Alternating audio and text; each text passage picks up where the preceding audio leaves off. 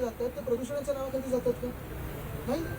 आता आपले प्रधानमंत्री महोदय देखील जेव्हा जगभरात जातात तेव्हा एक पेड माँ के नाम जिथे जिथे लावतात, पण त्यांचाच पक्ष आज दुर्दैवाने इथे महाराष्ट्रामध्ये जे सगळं नष्ट करत आहे. म्हणजे मी नेहमी सांगतो, इथे तपोवन आहे, मुंबईमध्ये संजय गांधी नॅशनल पार्क आहे, पुण्यामध्ये वेताळ टेकडी आहे, नागपूरमध्ये अजनीवन आहे, चंद्रपूरला आम्ही ते फ्लाय ॲशचा प्लांट तिथे मी पाहिलं होतं. मी मंत्री असताना गेलो होतो, तिथे देखील मला असाच ईमेल आला आणि तिथून ईमेल हा आला की तुम्ही आमच्या त्या नांदगावमध्ये येऊन पहा.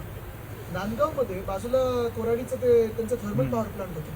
सगळं फ्लाय ॲशचं डम्पिंग चाललं होतं. सगळं हे अनसायंटिफिक होतं. कुठेही काही लाईनिंग नाही, काही नाही. अक्षरशः ढिगारचे ढिगारे 800 एकर जवळपास 8 ते 9 फुटाचा ढिगारा पूर्णपणे फ्लाय ॲशचा पडला होता. बरं हीच सगळी फ्लाय ॲश जी आहे ती रस्ते बनवण्यात जाऊ शकते, तुम्ही ऑप्शन करू शकता, सगळं काही करू शकता. आम्ही एका महिन्यात जवळपास 70% ती जागा स्वच्छ करून दिली होती. झालं, परत एकदा कोलवशेरी सुरू, इलिगल सरकार पडलं, फ्लाय ॲश सुरू. म्हणजे नेमकं आपण लढतोय कोणासाठी, कशासाठी? हा श्वास जो आपण घेतोय आणि जे काही आपण दिल्लीत पाहतात आता, म्हणजे ते AQI किती झालंय आज 1081 दिसत होतं. आम्ही ऑलरेडी 2.25 केलाय. नाशिकचं होणार, सगळंच होणार.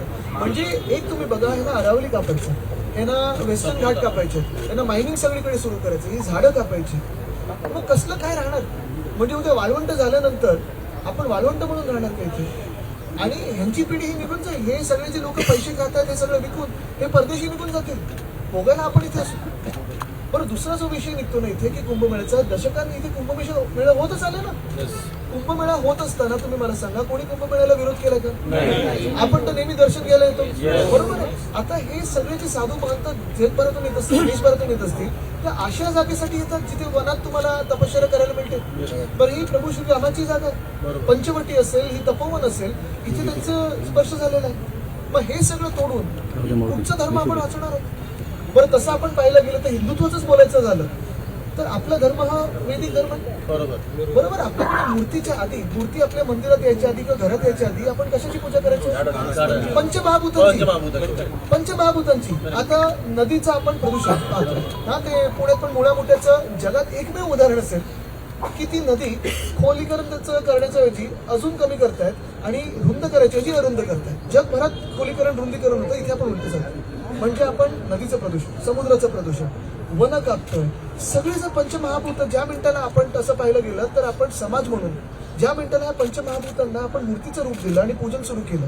आधी पूजन म्हणून आपण प्रदूषणापासून मुक्त ठेवायचं या जागेला, ती आपली खरी पूजा होती, खरी आस्था होती. आता हेच जे आपण मूर्त्या केल्या, मंदिरात आणल्या, आपल्या घरात आणल्यानंतर जी पंचमहाभूत आहेत त्यांनाच आपण प्रदूषित करायला लागलो. तर कुठचा धर्म टिकणार आहे आपलं?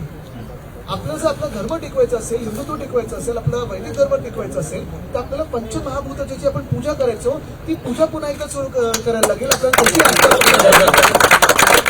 खरी पूजा म्हणजे त्याच्या नष्टीकरणापासून त्यांना वाचवणं, प्रदूषणापासून वाचवणं. मला वाटतं हे आज आपण इथे ठरवलं पाहिजे. मी एकच तुम्हाला सांगतो, आज मला उद्धव साहेबांनी एवढ्यासाठीच पाठवलं आणि आम्ही सगळेच पक्ष म्हणून तुमच्या सोबत आहोत. जे काही तुम्हाला ऍफिडेव्हिट पाहिजे, जे काही पाहिजे ते तर लिहून देऊच. पण तुम्हाला अजून एक सांगतो की इथे कोणाला हात लावू द्यायचा नाही, हे आपण नाशिककर म्हणून तुम्ही सांगत होतात बाहेरचे कॉन्ट्रॅक्टर, बाहेरचे कोण, ठीक आहे, ते सगळं आपण नंतर बघून घेऊ. पण आपणच श्वास घेऊ शकलो नाही तर आपण कोण, बाहेरचे कोण, काय आपले काय पडके, हे काहीच राहणार नाही. तर नाशिकने देखील अरावलीमध्ये जसं, राजस्थानमध्ये जसं सगळे लोक रस्त्यावर उतरले तसं, आणि तुम्ही सगळ्या राजकीय पक्षांना सांगा, जर तुम्ही आम्हाला वचन नाही, पुढे वचनपूर्ती, कारण हे निवडणुकीपुरती नाटक पण खूप लोक करतात, त्याच्या पुढेही जा. जर तुम्ही आम्हाला इथे हे वन वाचवायला ताकद दिली नाही तर आम्ही तुम्हाला हद्दपार केल्याशिवाय राहणार नाही. हे तुम्ही सगळ्या राजकीय पक्षांना इन्क्लुडिंग आम्हाला हे आजपासून पत्र द्या आणि आम्हाला रस्त्यावर वाचवेल त्यालाच नाशिककर मतदान करेल. तुम्हाला सांगतो मी, जेव्हापासून इलेक्शन डिक्लेअर झालं आणि ज्यांना इलेक्शनला उभं राहायचं असे खूप कमी लोक आहेत की जे स्वतः इथे आलेले आहेत. बाकी सगळे कार्यालयांमध्ये जाऊन राहिलेले आणि काही पक्षाचे लोक तर तिकीट मिळणार नाही तर कोणाला अनुभव येत नाहीये. अरे त्यांना म्हणा की तुम्हाला जगायचं आहे की मरायचं आहे, पहिले तुम्ही जगवण्यासाठी तुम्ही हे सोशल वर्क करा, नंतर आम्ही तुम्हाला नगरसेवक म्हणून बघू ना. तुम्हाला नगरसेवक व्हायचंय की तुम्हाला फक्त त्यांची सेवा करायची? चापलुसी करणारे नगरसेवक नको आहे आम्हाला. आम्हाला नाशिकसाठी भूमिका घेणारे नगरसेवक पाहिजे. एक आमदारांनी जे पाय ठेवला नाही, एक दुर्दैव असं आहे का 3-3 आमदार पाय ठेवला नाही आणि ते पण स्थायिक असून एकही गोळ्या